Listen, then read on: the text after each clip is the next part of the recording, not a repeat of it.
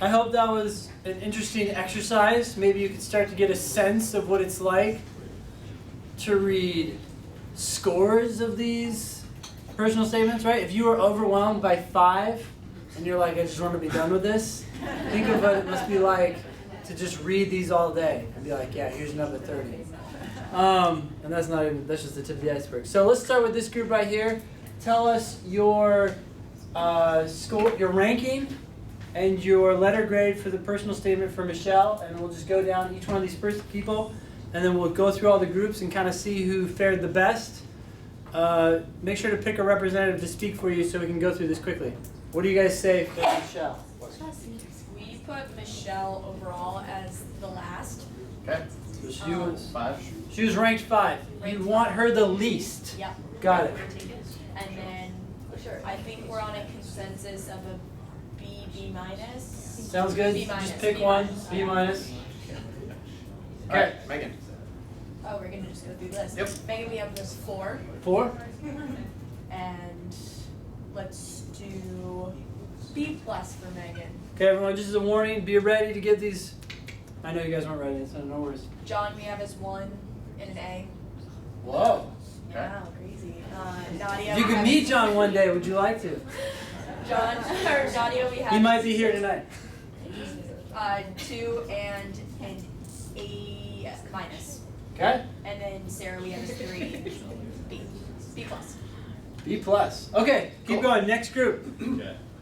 Sarah was 1. We gave her a B.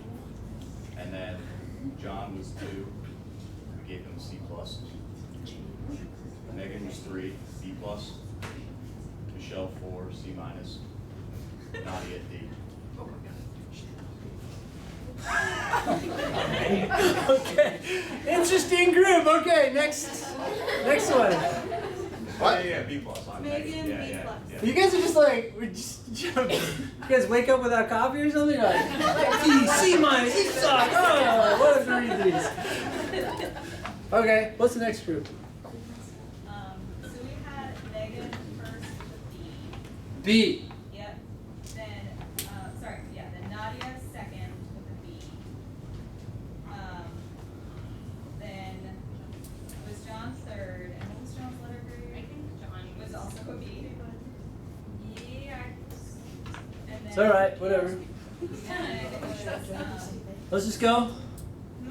Oh, sorry, next. and then Sarah fourth with a B minus.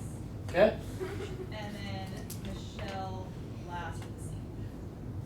Alright, so we're going to grade you guys based on speed. So far we have a C plus, A minus for the angry group, and a B plus back there. Okay, keep going. John, most desirable, A minus. Megan, second, B plus. Michelle, third, B. Nadia, 4D. Sarah, 5F. Gonna take your rugby team and stuff it. Okay, yeah, go for it. Michelle 4 B plus, Megan 3 A minus, John 1 A minus, Nadia 2 B plus, Sarah 5 C. You get an A for speed on the. Yeah, that was good. Okay, go for it. So Michelle 4 B, Megan 3 B, John 1 B plus, Nadia 2 A minus, Sarah 5 C. Okay, Sarah, good luck. You guys? Michelle 2 B, Megan 3 B, John 4 B minus, Nadia 5 C minus, Sarah 1 B plus. 1. Okay, some people really love Sarah, and some people really hate her. Okay, Yeah, I can see that. we're almost done. What do you guys got? We'll go fast. Oh, okay, so We'll squeeze it in somehow. Yeah. in the number 1 spot we had Nadia with an A minus. Number 2 spot we had John with an A minus. Number 3 spot we had Michelle with a C plus. Number 4 spot we had Megan with an A, and number 5 we had Sarah with a D. Interesting. Okay. Yeah. Going straight across, we Yep. have Michelle, number 2 with an A, Megan, number 4 with a B plus, John, number 1 with an A, Nadia, number 3 with a B, Sarah, number 5 with a C. I have to squeeze it in right. Yeah, okay. Sounds good? Okay. Yep. We have Michelle 3B, Megan 5B minus, John 2A, Nadia 4B, and Sarah 1A minus.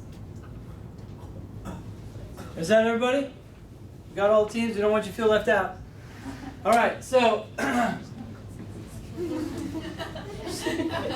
let's take a Just looking at like number 1.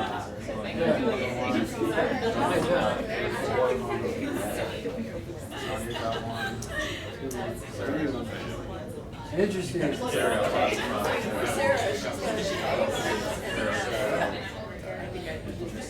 All right, so it looks like John got the, when it comes to rankings, John got the most, right? We're going to talk about what we came to in just a second, but I would say overall looking like John probably got the least number of points here, right? That's a 1.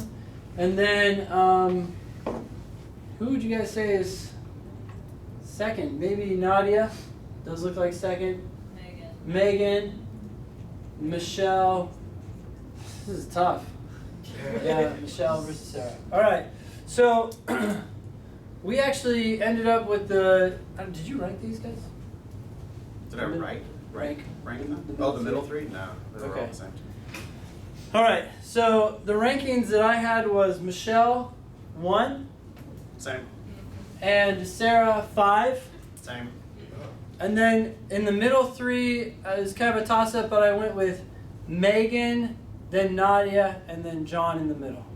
Now, I realize that a lot of people obviously like John, and then in terms of the these rankings, we got very similar results actually. So Michelle B, Megan A, John C, which is kind of why he got pulled down, and then Nadia B plus, Sarah C minus, maybe D really.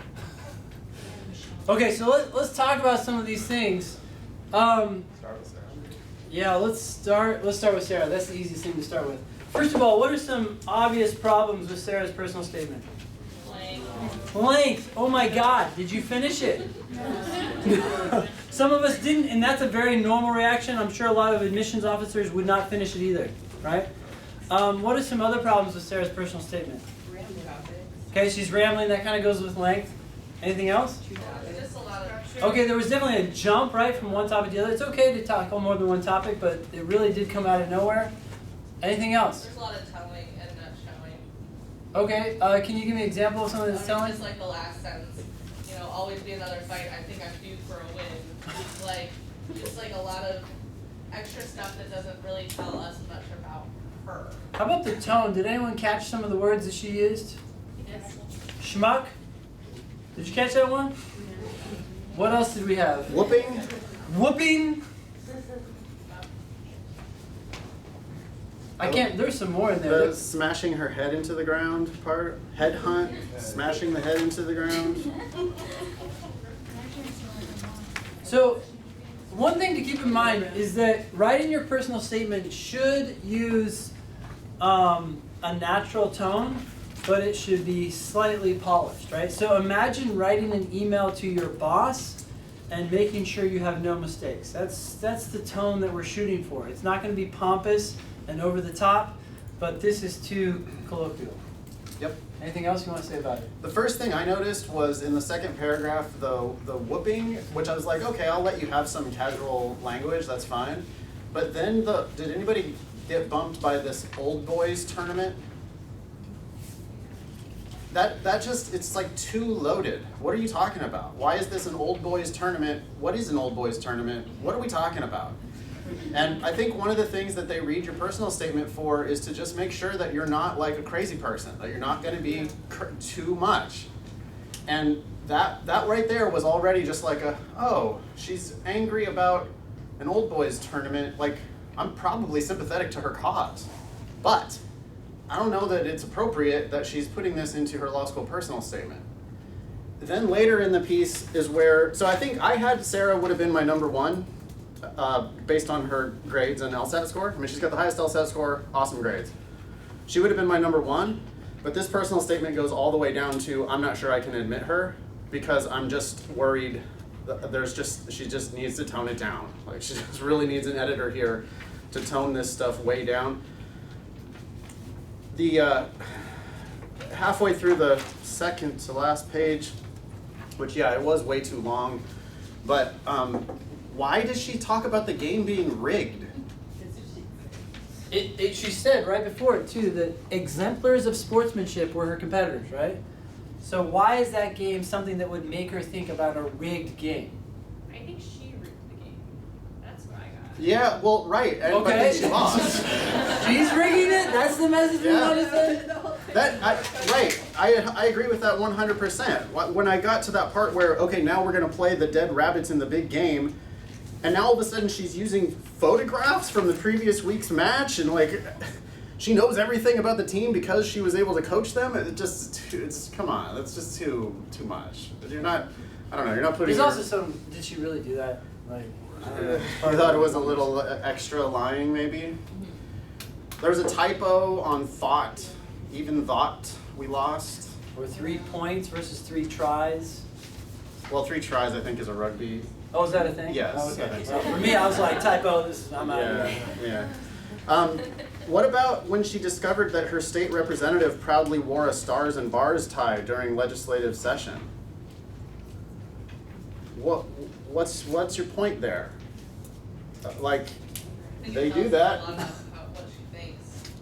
Yeah, but that's not Much what she thinks politically. right. I don't want to know what she thinks politically. Right. I really don't. I want to know what she's done. I want to know what she does. I don't want to know her politics. And so even if I'm inclined to agree with her politics, I want her to be presenting herself professionally, which does not involve political weird ranting about old boys tournaments and stars and bars ties. Not that you can't reveal your political stripes by the work you did, but the focus is on what you did, not some, like, these jabs. Right. Yeah.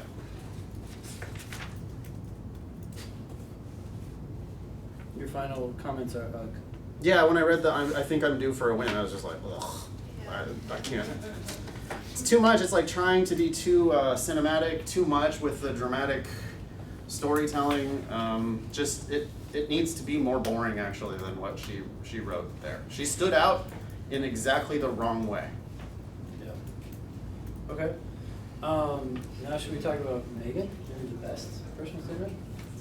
Sure, yeah. One of the better ones, in our opinion. Yeah. And look at Megan, didn't get any C's. Right? Yeah. Got a few A's, lots of B pluses. Now, what do we like about Megan's? Or not like, but what do we like? Yeah. She stated like the problem that was occurring in her professional stated her kind of desire to fix that problem, then broke down that problem, told us what steps she took to resolve that problem, and showed that that problem was resolved, which I thought was great. It showed her skills, how she can work, and I thought it was a good essay. Yeah, I mean, she comes in, she's a leader, obviously. She doesn't say, I'm a leader, which is what I did in my personal statement. But she shows that she's a leader, and she shows that she tackles problems and solves them, and it wasn't just, I find problems and I solve them. She actually just shows you, right? This whole statement is show. And I'm not sure if I'm reading this correctly, but I think some of us were giving her lower ranks, maybe in part because the first paragraph was a little dramatic. Was that what turned us off? At least I heard some discussion of that. We said that we felt like it was a little token-y, that she didn't go into what the shelter was doing as much. Like it felt like a attention grab. Okay, it might have gone too far, although it is true to what she did do, right? Although it doesn't necessarily relate to her. Yeah, I would have liked a different word there, a different verb in the first sentence. Just I help is pretty vague. And if there could have been another way to say that, to just have her like taking action that's not just sort of vaguely helping. Yeah. But otherwise, I was very happy with she's got a lot of I statements in this. She's got a lot of I did this, I did that, I do this, I do that, and that's what the reader really wants to know. Yeah. Yeah. How much should the personal statement explain why you want to go to law school? Because of all of the things, I felt like I didn't get a really great understanding of why she wanted to have a law degree on top of this. She doesn't do that, but one thing I feel like when I'm done reading this personal statement is this person is responsible, she has experience, she has skills. Like if you imagine bringing people onto your team, you want people who seem mature and are ready for this profession. And so even though she doesn't go into that explicitly, at the end of the day, I'm also not sure that law schools care that much. They may say that they do, but really, you're applying to law school, so you're saying to them, I want to be there. And if you show this also, because it shows her responsibility and her maturity, that kind of translates into answering a bunch of other questions. Well, you seem to know what you're doing in your life, so presumably you know what you're doing by applying to law school. I can maybe add on to that. I mean, they think law school's great. They're law schools. They sell a very expensive product, and they think that expensive product is going to change your life and be the best thing you've ever done. So you don't have to really sell them on the idea of what law school can do for someone. They actually know a lot better what law school can do for someone than you do anyway. And So what it can do. Yeah, so, right, which means that if you say things that you think law school is going to do that they know is actually not going to happen, then, you know, you might be showing yourself to be a little bit naive with that. I think I always ask people, if I'm helping people with personal statements, I always ask them why law school. I want to know why law school. And if you have stuff on your track record that sort of ties into a specific legal career, I would like to hear about that. But I don't really need why law school in everybody's personal statement, except for, I think there's one time where you really do need to put it in there. If your entire thing is about your concert violin career, and you're gonna go on and on about your concert violin career, then I might just be thinking wait, why the hell don't you stay as a concert violinist forever? Yeah, why this would shift. And then, so if it's a really dramatic shift, but I mean, this is somebody who's been working with survivors of domestic abuse. Obviously, she wants to help people. She talked about HUD regulations. Yeah. This is legal shit. Yeah, and so it's just not, it's not a stretch. It's not such a dramatic transition. Yes? You talked about that she put I throughout her Yes. essay. I thought there was some concern that you don't want to appear too self-serving, too the world revolves. That's what you say around you. after you say I and then action is not, it doesn't come off as bragging. It's just, especially if you stick to facts. I did this, I did that. Yeah. And if it is impressive, it's impressive. And you should be saying it. I mean, we have to strike this balance between selling ourselves, but not overselling, and not underselling, right? People, they do something cool and they don't want to say it because they don't want to seem boastful. But the way you thread the needle is you just say, this is what I did. No one can argue with that. I did this, I did If that. you're stating facts about things that you've done or things that you do, I'm never going to think that that's boastful. I'm here to learn about you. You're supposed to be selling yourself to me. I want to know what you do or what you did. But if you say, I am, if you start describing yourself about how passionate and diligent you are, then now you're just telling me and you're trying to force conclusions on me that I'm really going to resist.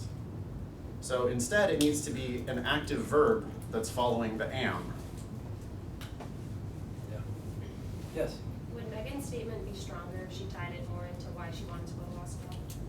Or is it really not that? I feel like it's pretty good. I mean, it's also decently long, so if she did that, we'd have to consider cutting other things out, and if that does take away from her showing, it may end up being worse. Partly, another good time to leave out why you want to go to law school is if you don't have a good reason. Right? You don't want to talk about things that are going to make it clear that you're a little lost, or that you think there's prestige and therefore you're going. She looks like a lawyer to me. I mean, it looks like serious business stuff, And you might think it's a little bit dry with the like making a employee manual and like thinking about how to train people after she's gone, but that's just very lawyerly type of stuff. I think the schools read that and they go, oh, successful professional. Think about all Boom. those, yeah. Well, think about even Sarah. They're reading this and then they're reading Sarah and they're like, what is going on? This is such a safer applicant than Sarah is. It's just like very clearly, I mean, in the numbers, yeah, I'm sacrificing on LSAT and GPA to take Megan instead of Sarah, but Sarah to me just seems like too worrisome, and Megan looks like a professional who's just gonna be successful no matter where she goes. So clearly Megan had a really great experience and material to write this kind of personal statement in terms of her experience getting this challenge and then overcoming this challenge. When we're thinking about our own professional lives, how big or small should we think in some of the challenges or problems that we've overcome to think of like material to write for our personal statement? So, how big or small of challenges should we write about? Is that what you're asking? Essentially, like how, like Megan Had a big challenge. Had a big challenge, yeah. And it was a great, she wrote very well on how she overcame that challenge. Is it, can we have like a kind of equivalence of the challenge not being as serious? For sure. In fact, a lot of people don't have these kind of big challenges, right? They don't go into an organization. They're not the leader there.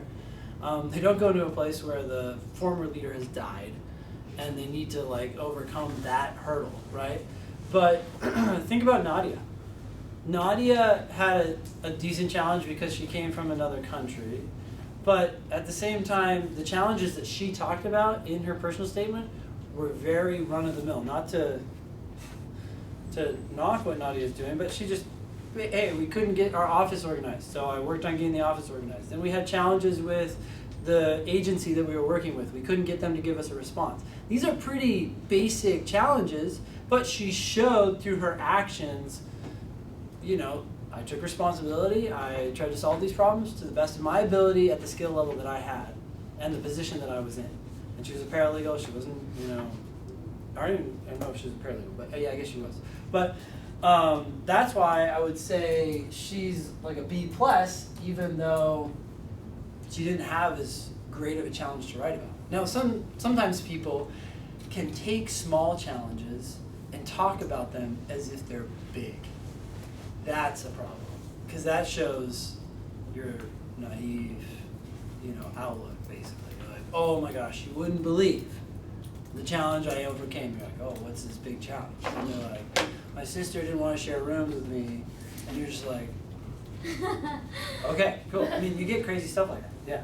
Do law schools look at letters of recommendation to like substantiate or sort of like, do they look for similar experiences in your personal statement and in your letters of recommendation? I think if you're writing about experience at a job and one of the letters of rec came from a supervisor, you don't want anything contradicting. Well, yeah. Yeah. But I don't think that they're going into that letter expecting corroboration. It's not like a case. They're like, I wonder if this really happened. I'm looking for evidence that this did happen. I'm not seeing it there. Maybe this didn't happen. I think it's more just like, is what this person's saying jive with how you presented yourself? So hopefully you pick someone that likes you. Letters of recommendation are the one thing where I think a lot of people have questions about them, but I just don't really worry about them too much because one, you can't control what they're going to say, so you really just want to pick someone who likes you, and they may not do the best letter of recommendation. The ideal one would show rather than tell, but most letters of recommendation are actually just a lot of telling. Like, oh, I really like this person, they're so wonderful to work with, which is just telling. So it's not going to end up being that persuasive of a piece, but as long as they like you, that's going to come out in the letter, and that's all you need. They're going to look at it and go, oh, this person is clearly liked by this supervisor, check. Letters are the thing where you can't win on them, but you can lose, right? If you don't have letters from people who like you, and you're like, wow, this seems really flat or negative, that's really bad, because you couldn't find somebody who would go to bat for you. I don't know if that answers your question. I can't remember what your question was.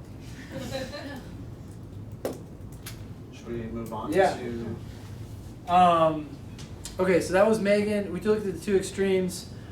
I thought Michelle's was really good, the personal statement. I gave it a B. The most important sentence is the first sentence, and the second most important sentence is the last sentence. And I wish that Michelle would have said, I collected, notice this is an I sentence, and it's an action verb. She's doing something, right? She says, I collected the slips of paper from the 6 groups and began to add them up so I could share the results with my class.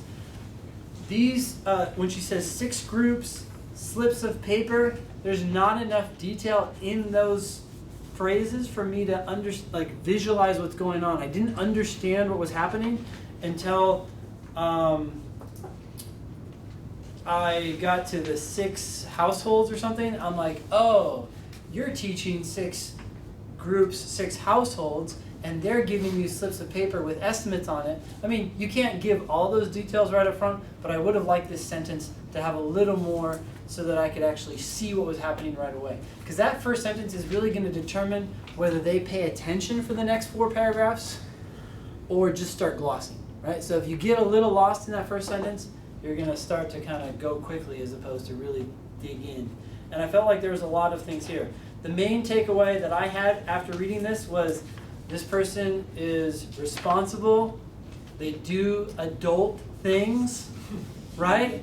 They teach a class on financial literacy, and then they go out and they've been selling, and she did a good job of tying this into why she's going to law school, right?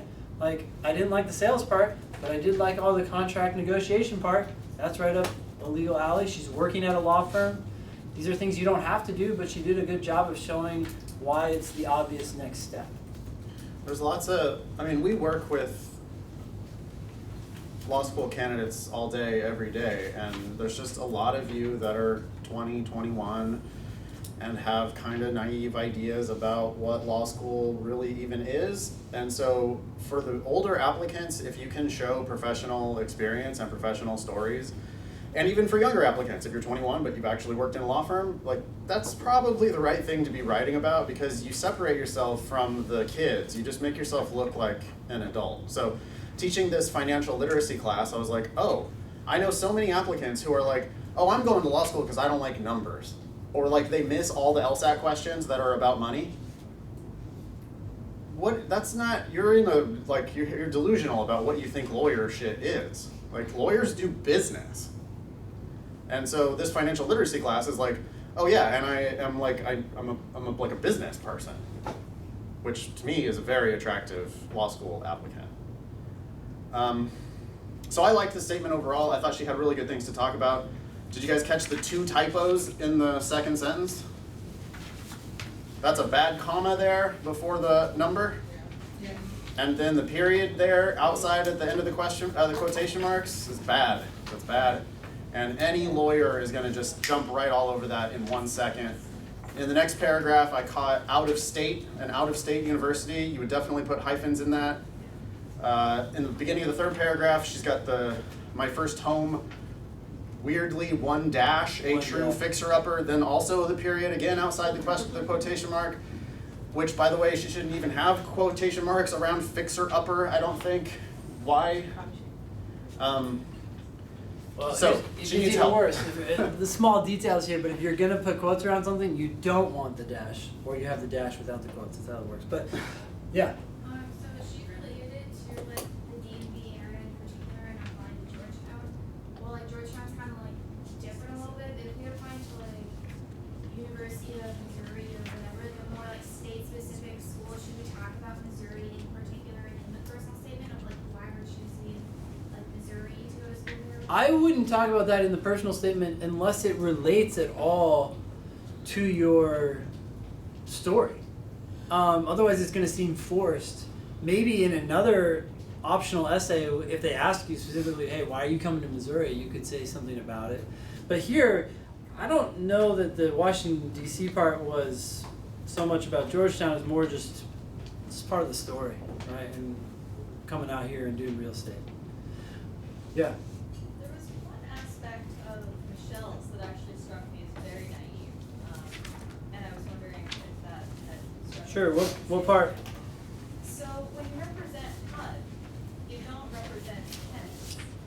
And there's often, I mean, when you're representing HUD or you're representing a corporation, you're often in litigation against a lot of very like public interest focused parties, against tenant association, like you're often litigating directly against people who are advocating for like more affordable housing.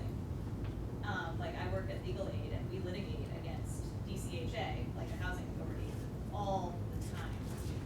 And so this idea that like, okay, I'm working for HUD and I'm, you know, working on litigation, therefore I'm like supporting affordable housing, that just felt like sort of a weird, it just felt off to me. Like I've been a legal assistant at a firm that represents unions, and like often you're like denying appeals by like union members. It just felt off to sort of like, oh yes, I work for like HUD's litigation department, therefore, yay, affordable housing. But that could just be me and like my Well, housing bias. you know, I mean, I'm gonna defer to her. I mean, she works at this firm, so presumably she knows who they represent or not represent. I have no idea like about the technicalities of HUD and. I don't think she says she works at HUD or for HUD. Her firm has a department specializing, huh? They represent local housing authorities and they represent HUD. Or they support HUD and they represent local housing authorities.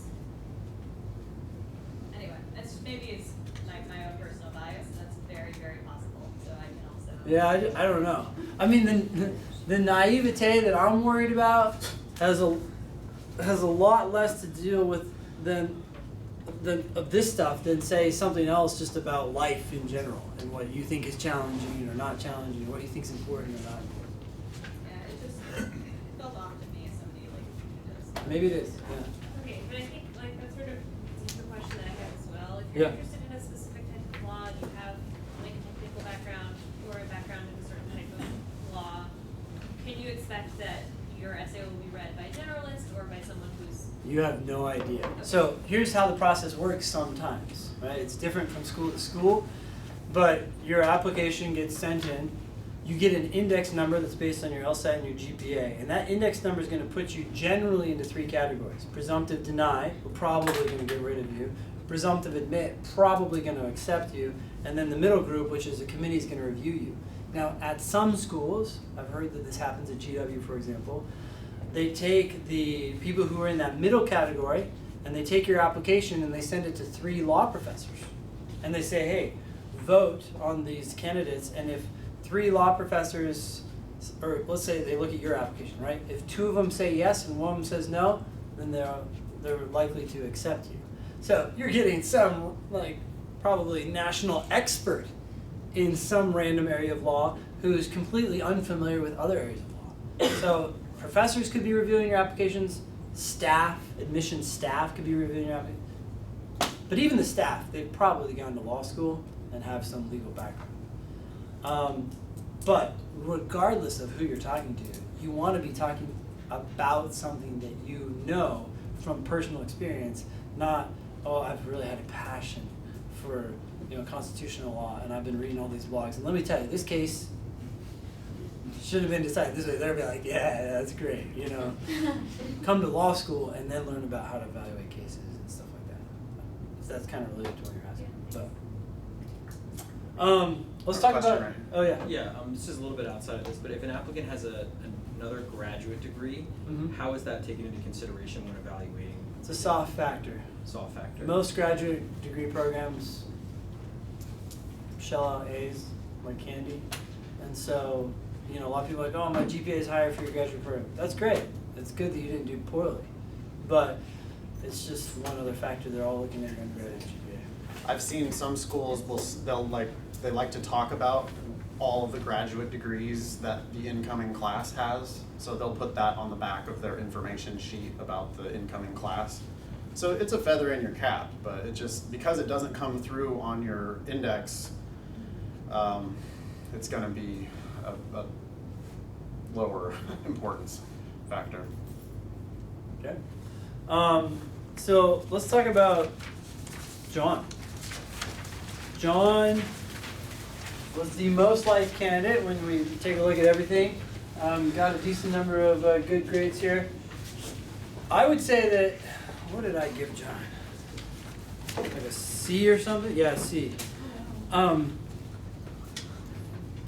is certainly a likable character. Yeah. But I cringed as soon as I read as early as middle school. Even inside the body of a giant turtle. At first I was like, wait, what's going on here? What is this? Now, we learn about later that that's pretty, you know, he was selected for this thing, which is great, and that shows that he was able to get some stuff done and chosen, and that job itself involved a lot of work. I liked that aspects of these personal statement, but the beginning of this is not good. You don't want to talk about middle school or high school or things before college. You generally want to focus on what's happened in the last couple of years, which was for most people is after college, right? The problem with talking about things in the past, too far in the past, is it raises this big question. What's happened since then, and why hasn't anything better happened since then, right? Now, I'm not saying that John's discussion of his work as this mascot was not good. It was good. Unfortunately, it was glossed over in this personal statement, right? Like, if you go to the end, it says, I traveled the country, I spearheaded our marketing campaign through traditional and social media, I participated in efforts to strengthen ties among students, faculty, and alumni. It's like, holy cow, you did all this stuff. Let's just unpack some of those things like Nadia did, right? Nadia went into detail. This is something I did, here's how I did it. So here's where John starts looking like an adult applicant, serious responsibility, taking action. Okay, let's learn more about that. It turned me off right at the top. Oh yeah. My journey toward law school. You know, don't tell me about. I don't want to hear the word journey. Basically, Passion. It's just cliche. And so this first paragraph starts with journey and ends with passion. I don't want either of those things. Those are forbidden from Yeah. your personal statement. Yeah. It bumped me when he said coveted mascot. Wait, your mascot is coveted? It's telling, and it makes me skeptical. I'm on your team, I want you to be successful, but as a skeptical reader, I see coveted mascot and I'm rolling my eyes. Oh really, how coveted can your mascot possibly be? And then he says coveted later again in the same statement. He actually says it again. And redefines that this is the mascot of his school, which he already told me. So now he's telling me again that it's the coveted mascot of his school, and once was already too much.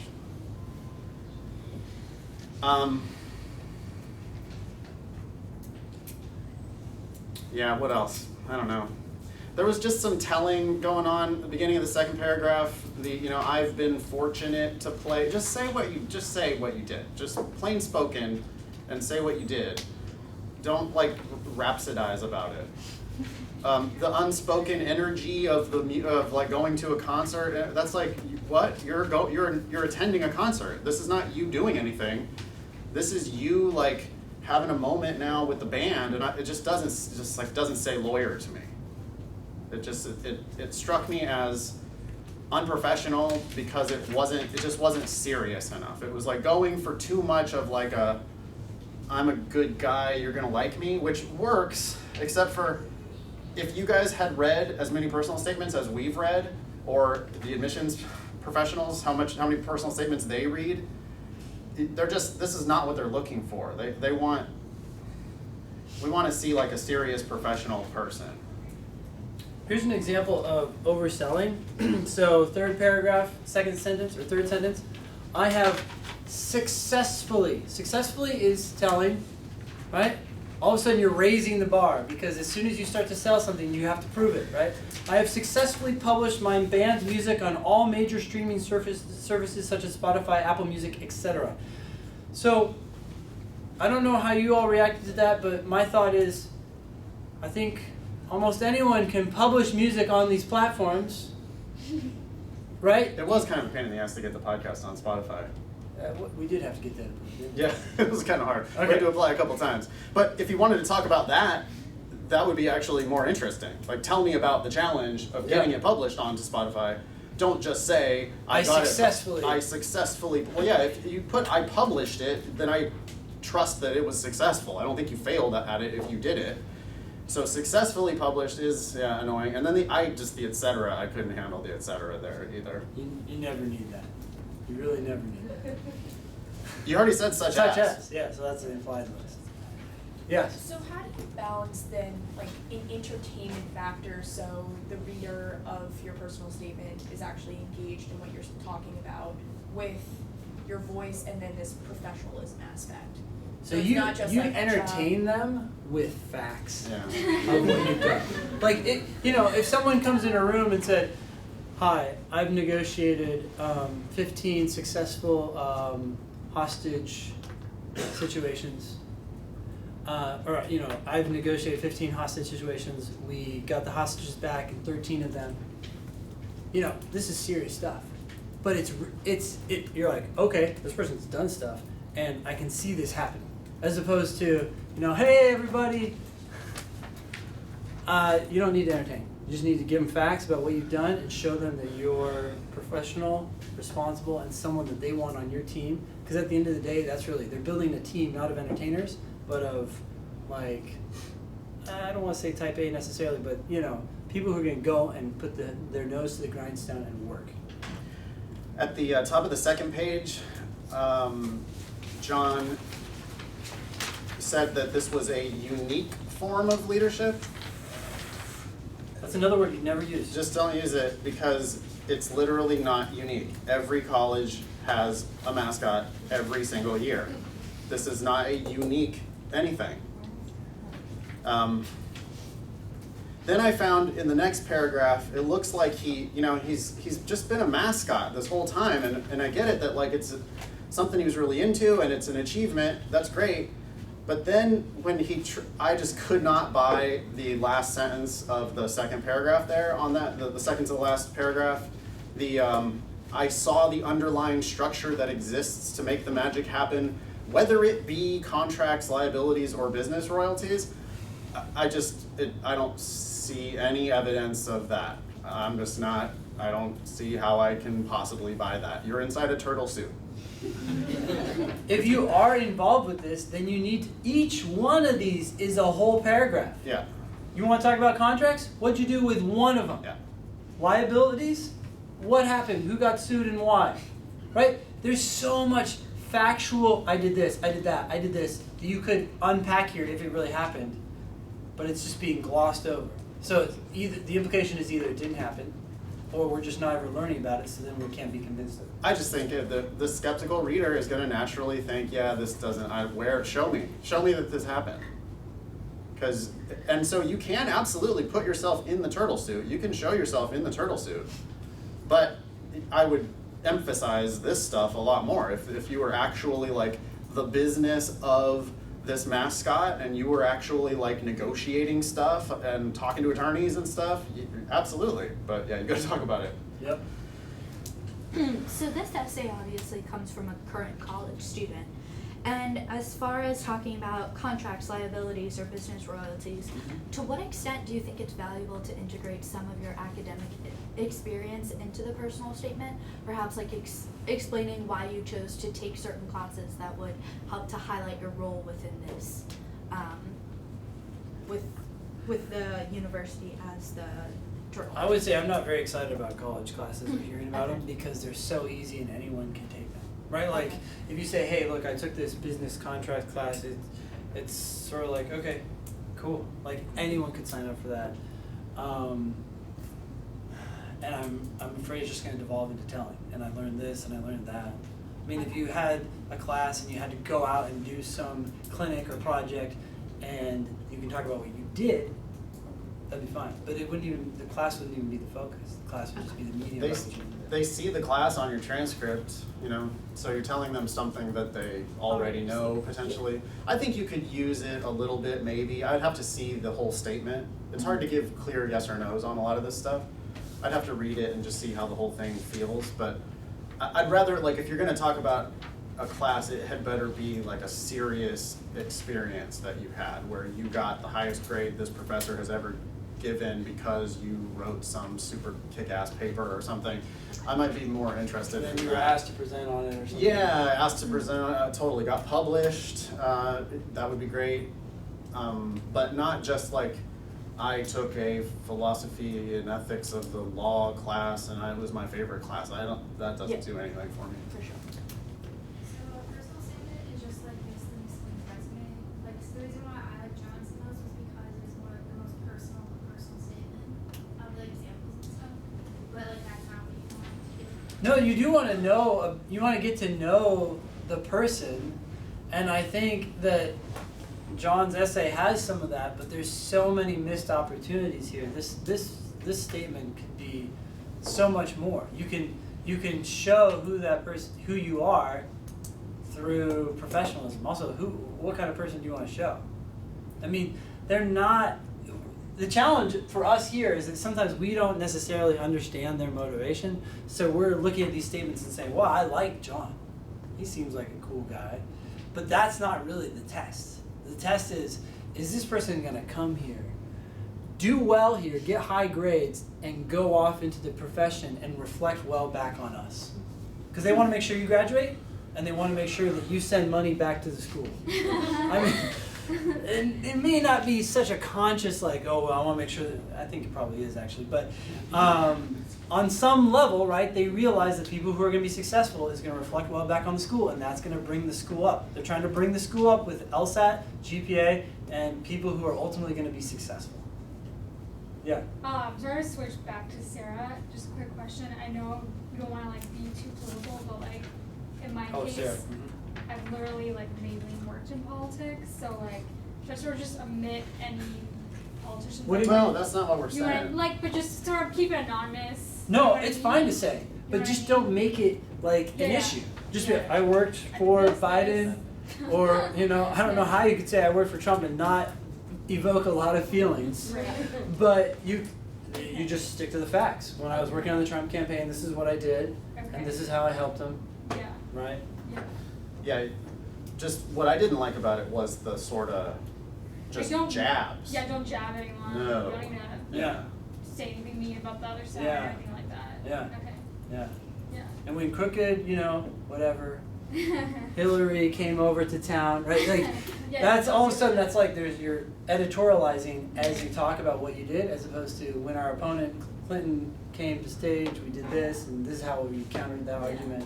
Just keep it professional. Okay. Yeah, but it's great to talk about. You don't want to run away from it. Yeah. It's totally fine, whatever your political persuasion is, but just the jabs. Yeah. Cool. Any other questions? Yes.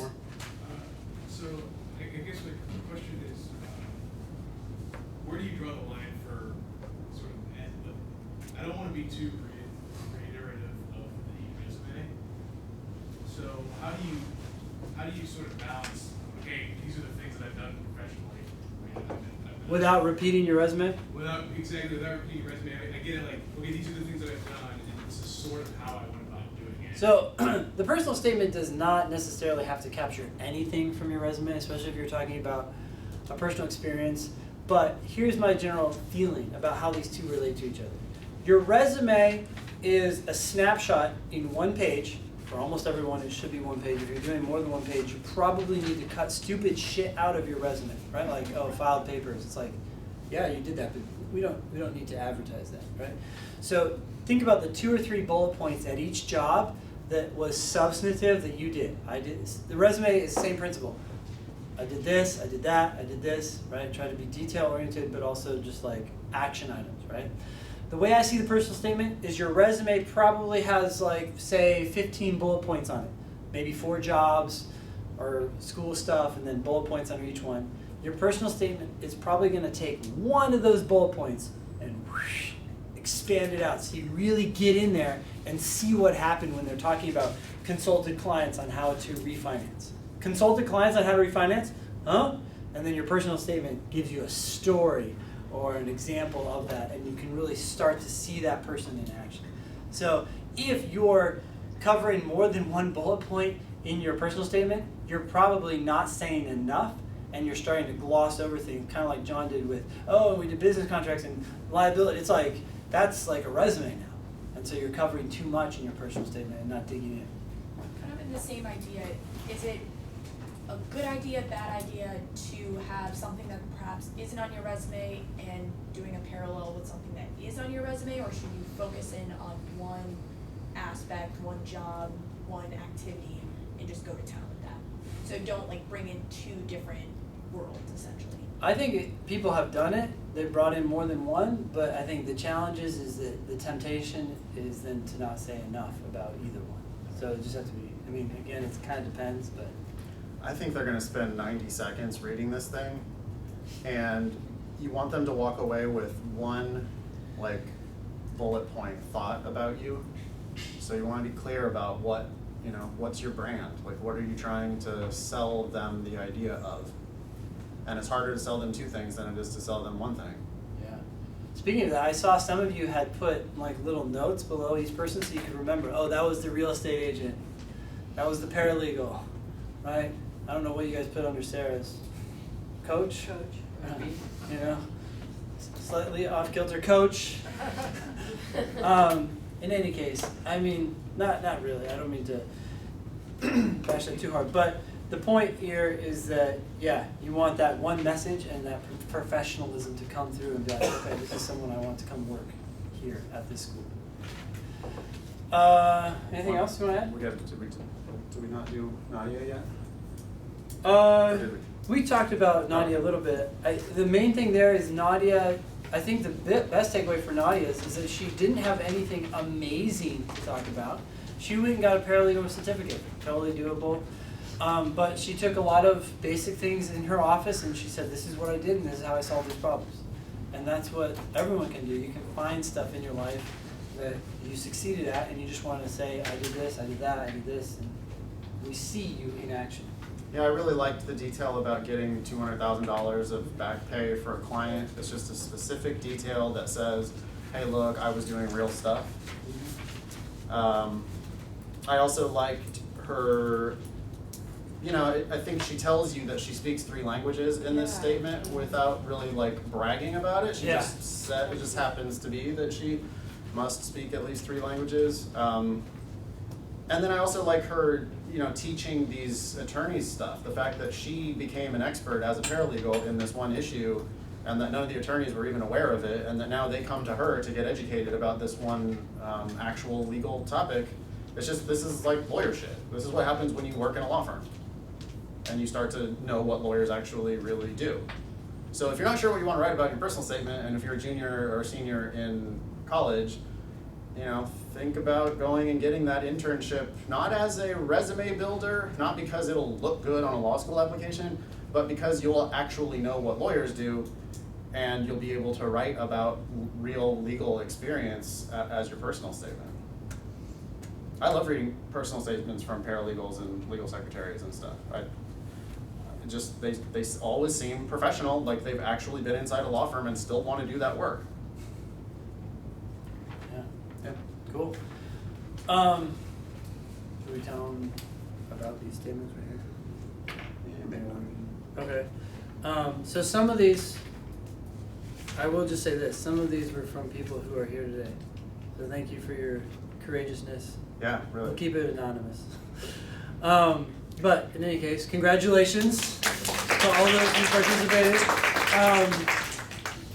I would just say that we do review personal statements as a paid service. So if anybody is interested in doing that, we do it together. Basically, the process works. Nathan goes over it multiple times until you get the right story. Then I get an email from you and Nathan saying, your turn. And we just go over it and over it and over it until it has the right tone and the right style and the right grammar. So that's the goal. Anything you want to add to that? No, that's it. Love to work with you if somebody's looking for that type of help. Yeah. With that service, you prefer to be contacted initially before we even like write out the whole personal statement, or do you like to start with a complete draft? If you have a draft, it gets the ball rolling faster, but people certainly come with ideas and it's like, no, don't write about that. Come up with something else. Although I should defer to you since you do the initial stuff. I love seeing a shitty first draft. That's a great starting point. Sometimes the shitty first draft, there's a lot to work with and we can just go with it. Other times, the shitty first draft is like some of the ones that we've read on the podcast, where it's just like it's just like a complete Blow up the whole non-starter. But then at least that's a chance for me to teach you a little bit about what we're looking for too, right? I'm not gonna just say this is garbage, get rid of it. I'm gonna say, hey, this is wrong because of these reasons. Can we talk about some other stuff? So if you have a draft, that's great. If not, we ask you some preliminary questions that gets the ball rolling fairly quickly anyway. So either way is fine. Wouldn't you say too that even when, for almost all the statements we've blown up, which is probably most people who have a draft initially coming through, Yeah. there's always like a sentence or two in there where it's like, wait, what'd you just say here? This sounds interesting. Tell me a lot more about that. And that leads to something that it becomes a whole statement. That one Keep sentence. this detail. Tell me more about this story. Yeah. Yeah. And that you happens a lot. unpack it. Any other questions? I think I saw it. All right. Thanks for coming, guys. Yeah, thanks That was fun. everybody.